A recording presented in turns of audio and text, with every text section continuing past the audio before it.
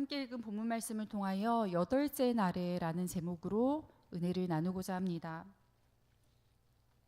첫째를 출산하고 친정어머니가 몇 주간 함께 지내며 산후조리와 육아를 도와주셨습니다. 어머니가 본가로 돌아가시던 날 저녁, 퇴근한 남편을 보자 눈물이 터져 나왔습니다. 당황한 남편에게 엄마가 가버렸어 라고 말하며 한참을 울었던 기억이 있습니다. 34살 적지 않은 나이에 엄마가 되었지만 저는 어느 때보다 절실하게 엄마가 필요했습니다. 만지면 부서질 것 같은 작고 고운 아기를 끌어안고 오롯이 엄마로서 살아내어야 할 날들이 그 책임의 무게가 저를 짓눌렀기 때문입니다. 인생을 살다 보면 이처럼 처음의 순간들을 마주하게 됩니다. 기대와 기쁨이 있지만 두려움과 부담도 함께 있기 마련입니다. 아이를 아무리 사랑해도 육아에 대한 이론적인 지식이 아무리 많아도 때로는 지쳐서 울기도 하고 시행착오를 거치기도 합니다.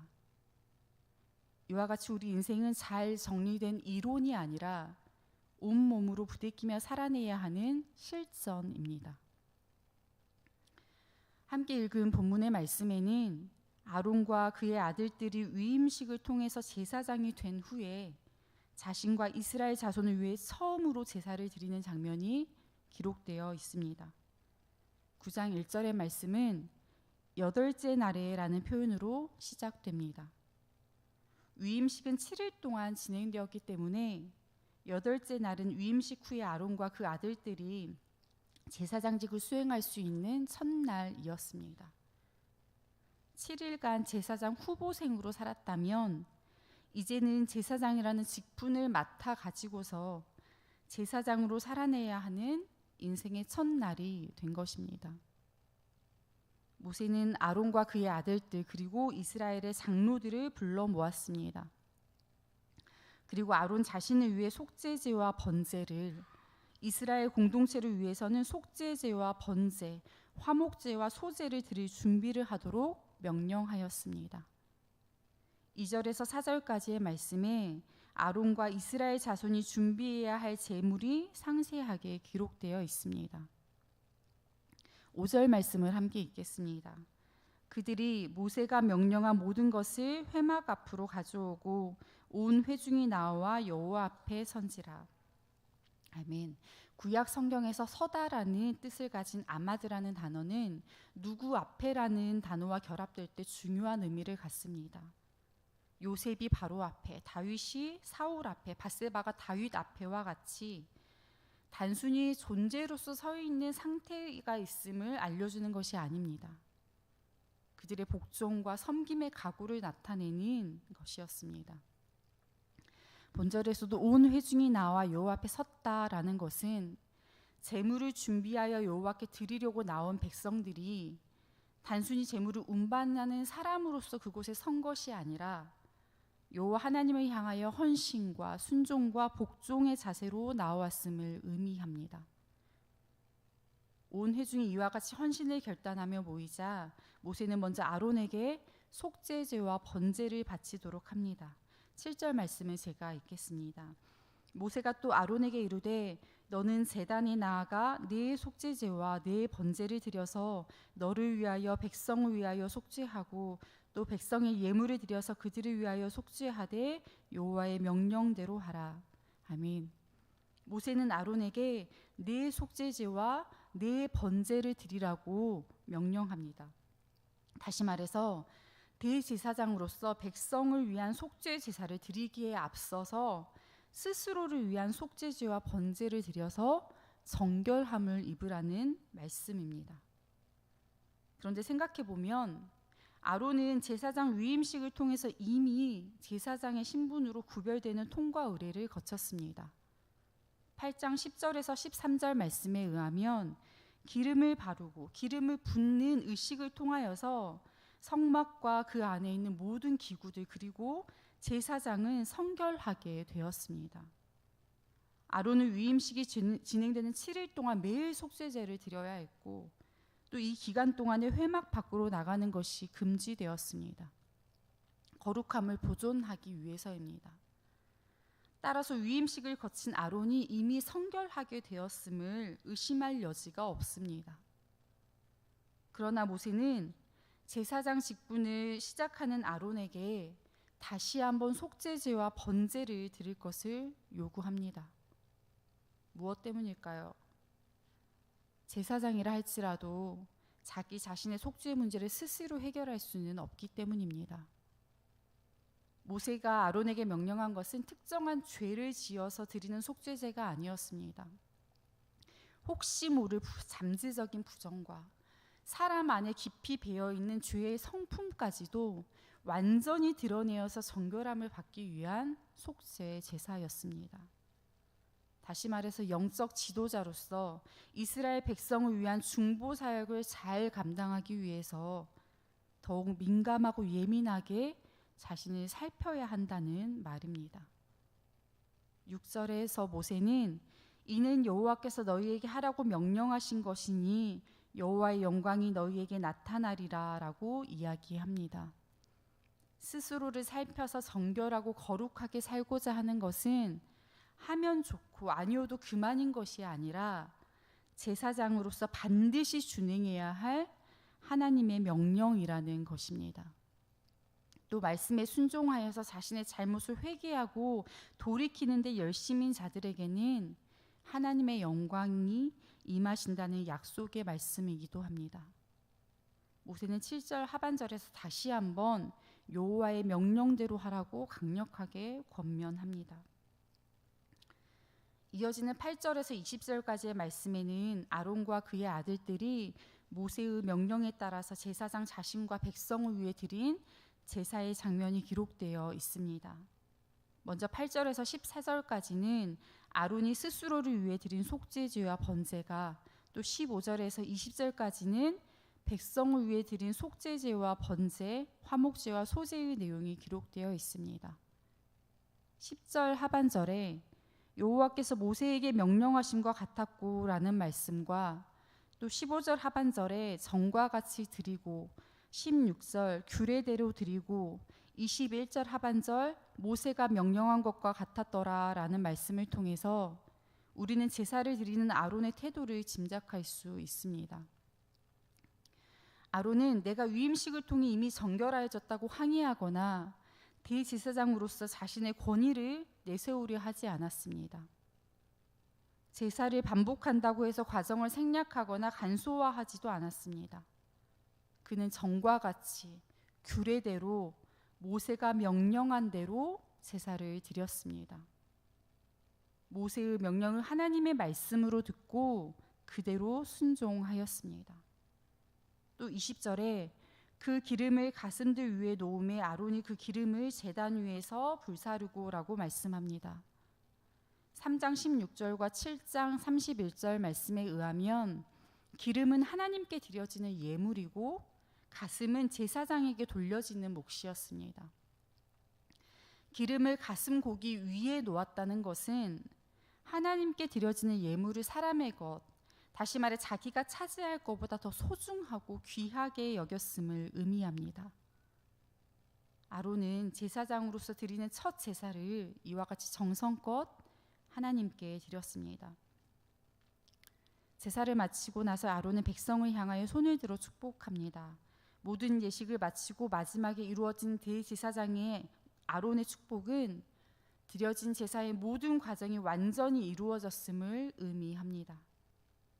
이스라엘 백성들은 속죄제를 통하여서 죄에서 해방되어 정결하게 되었고 번제를 통하여 헌신을 다짐했으며 화목제를 통하여 하나님과의 올바른 관계를 회복하였음을 선언하는 것입니다. 이후에 모세와 아론은 회막 즉 성소로 들어갔습니다. 성소로 들어가는 것은 오직 제사장만이 할 수 있는 일이었습니다. 따라서 아론이 성소에 들어간 것은 그가 제사장으로 위임받은 사실에 대한 마지막 확증이었습니다.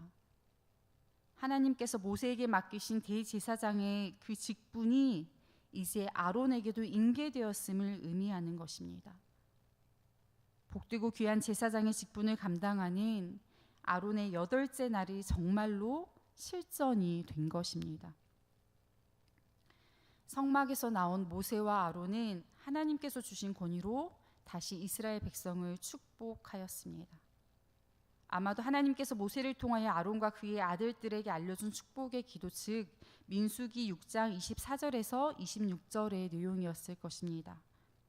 여호와는 내게 복을 주시고 너를 지키시기를 원하며, 여호와는 그의 얼굴을 내게 비추사 은혜 베푸시기를 원하며, 여호와는 그 얼굴을 내게로 향하여 드사 평강 주시기를 원하노라. 이와 같이 아론은 하나님의 능력과 하나님의 임재와 하나님의 평화가 이스라엘 백성에게 있기를 축원하였습니다. 그리고 마침내 4절과 6절의 말씀, 곧 여호와의 임재, 여호와의 영광이 너희에게 나타나리라고 하였던 모세의 선포가 현실에서 성취되었습니다. 23절과 24절 말씀을 함께 읽겠습니다. 모세와 아론이 회막에 들어갔다가 나와서 백성에게 축복하매 여호와의 영광이 온 백성에게 나타나며 불이 여호와 앞에서 나와 제단 위에 번제물과 기름을 사른지라 온 백성이 이를 보고 소리 지르며 엎드렸더라. 아멘. 주님의 영광이 모든 백성에게 나타났습니다. 주님 앞에서부터 불이 나와서 제단 위에 번제물과 기름을 불살랐습니다. 주님의 영광이 어떤 형태로 나타났는지 본문에 설명되어 있지 않지만 그곳에 모인 모든 사람들이 여호와 하나님의 임재, 그 현현을 직접 보게 되었습니다. 또 여호와의 임재로부터 시작된 불이 제단에서 태워지고 있었던 제물을 완전히 불살라 버렸습니다. 하나님께서 온전히 그 예물을 받으시고 흠양하였음을 보여주는 장면입니다. 모든 백성은 그 광경을 보고 큰 소리를 지르며 땅에 엎드렸습니다. 여호와 하나님의 광대하심과 그분의 크신 행사를 목격한 자들의 반응입니다. 그들은 기뻐서 크게 소리 질렀고 기쁨에 넘쳐 노래 불렀습니다. 그리고 땅에 얼굴을 대고 납작 엎드렸습니다. 그렇습니다. 하나님의 영광, 하나님의 임재를 경험한 자들은 침묵할 수 없습니다. 그들은 주체하기 어려운 큰 기쁨에 소리쳤고 하나님의 거룩하심에 압도되어 경외함으로 떨며 엎드릴 수밖에 없었습니다. 성도 여러분, 아론은 하나님이 부여한 복된 권위로 제사장으로서의 삶, 8째 날을 시작합니다. 제사장으로서 처음 드리는 제사 예식이 쉽지만은 않았을 것입니다. 무거운 책임과 부담이었을 수도 있습니다. 그런데 분명한 것은 하나님께서 기쁘게 받으셨다는 것입니다. 본문 말씀 어디에도 아론이 가진 특별한 재능이나 특별한 헌신이 언급되어 있지 않습니다. 제사장이기 때문에 더 많은 예물을 드렸다거나 더 자주 제사를 드리지도 않았습니다. 그는 다만 전과 같이 규례대로 명령대로 했습니다. 온전한 순종과 온전한 헌신이었습니다. 이와 같이 대제사장 아론이 하라는 대로, 해야 하는 대로 8째 날을 성실하게 살아냈더니 이스라엘 공동체 안에 하나님의 복이 임하였습니다. 첫 번째 공적 제사에 하나님의 영광과 임재가 있었고 주님이 기쁘게 흠양하셨을 뿐만 아니라 제사에 참여했던 백성들은 하나님의 임재 가운데 기뻐하며 하나님을 경외하였습니다. 본문 말씀을 통하여 오늘 우리에게도 온몸으로 부대끼며 살아내야 할 8째 날이 있음을 깨닫게 됩니다. 출애굽기 19장 5절 6절에 세계가 다 내게 속하였나니 너희가 내 말을 잘 듣고 내 언약을 지키면 너희는 모든 민족 중에서 내 소유가 되겠고 너희가 내게 대하여 제사장 나라가 되며 거룩한 백성이 되리라. 너는 이 말을 이스라엘 자손에게 전할지니라 라고 말씀합니다. 하나님은 이스라엘과 시내산 언약을 맺으시면서 이스라엘을 자기 소유와 백성 그리고 제사장 나라로 삼으셨습니다. 이 언약에 부여된 단 한 가지의 조건은 하나님의 말씀을 잘 듣고 하나님의 언약을 지키는 것이었습니다.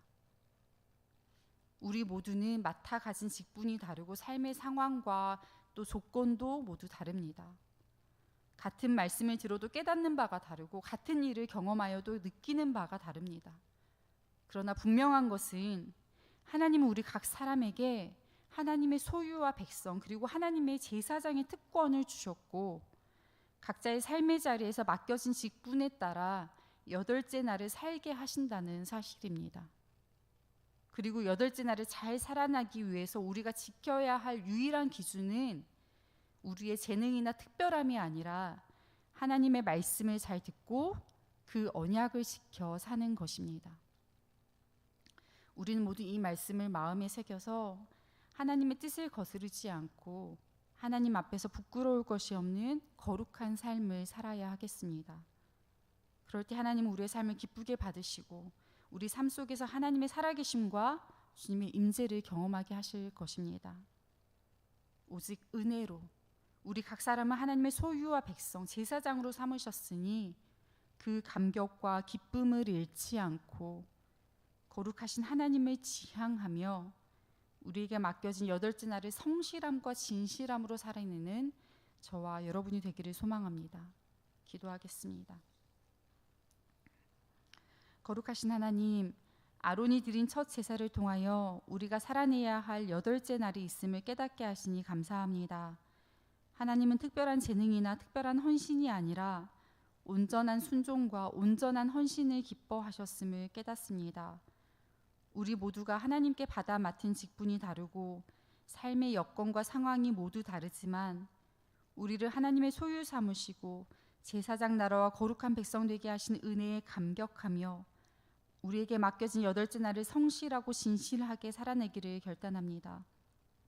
하나님의 뜻을 거스르지 않고 하나님 앞에서 부끄러울 것이 없는 거룩한 삶을 살아드리기를 소망합니다. 하나님의 말씀을 잘 듣고 그 언약을 지켜 살라 하신 주님의 말씀을 마음에 새겨서 평생 사는 날 동안 거룩하신 주님만을 지향하며 살게 하시옵소서. 예배 가운데 임한 하나님의 영광으로 인해 이스라엘 공동체가 기뻐하며 하나님을 경외하였던 것처럼 우리가 드리는 예배 가운데 강력하게 임재하여 주시고 우리의 예배를 흠양하여 주시며 우리로 하나님의 영광을 찬미하게 하시옵소서. 그 은혜가 우리 안에 충만한 기쁨이 되어 우리 형제와 이웃에게 흘러가도록 우리를 사용하시옵소서. 우리의 모든 삶을 통하여 오직 주님만 높아지기를 원하오니 주님 홀로 영광 받으시옵소서. 우리 구주 예수 그리스도의 이름으로 기도합니다. 아멘.